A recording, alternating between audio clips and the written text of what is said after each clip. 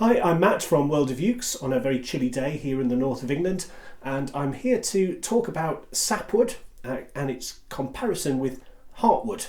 And to do this, I've got two Baton Rouge models of the same type. They're Baton Rouge UR71T, 10 ukuleles with solid Australian.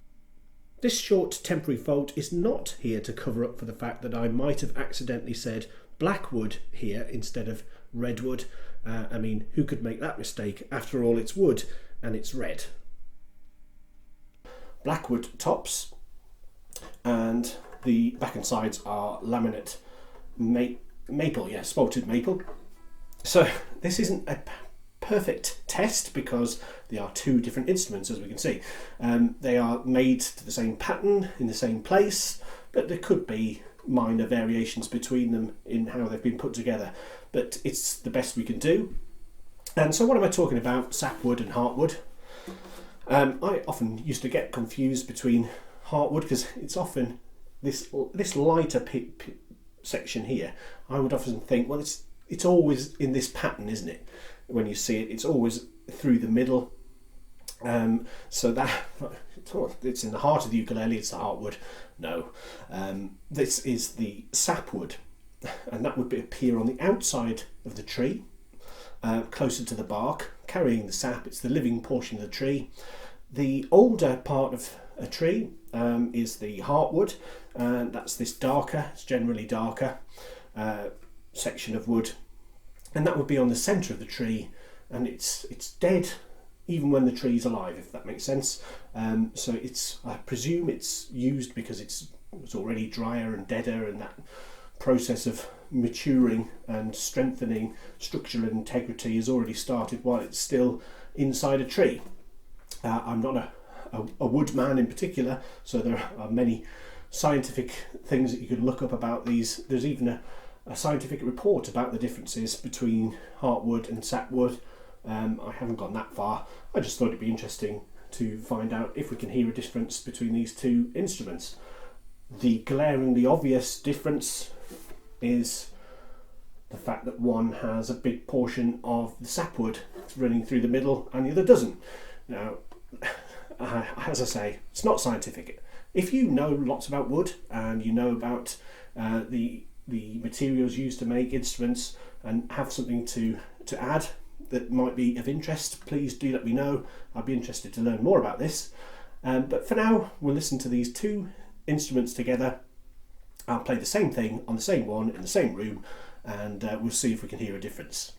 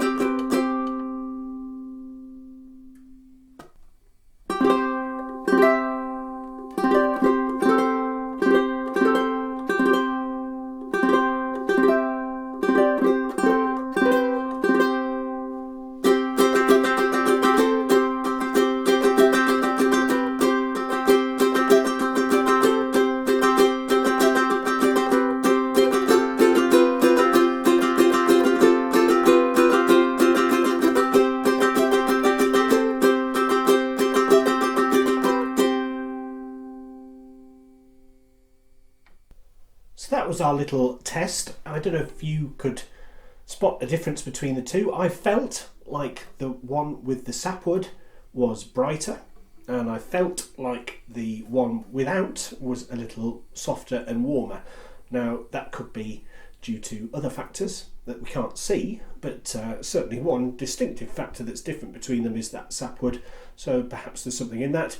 Maybe it's just my ears, maybe it's what I can hear as a player. So I'd be interested to see if you could tell a difference between the two. If you're watching on a mobile phone, that might be tricky, but if you put some headphones on, could you hear a difference? I'd like to know, because I think it's just interesting just to experiment and find out these things, or at least get a better understanding.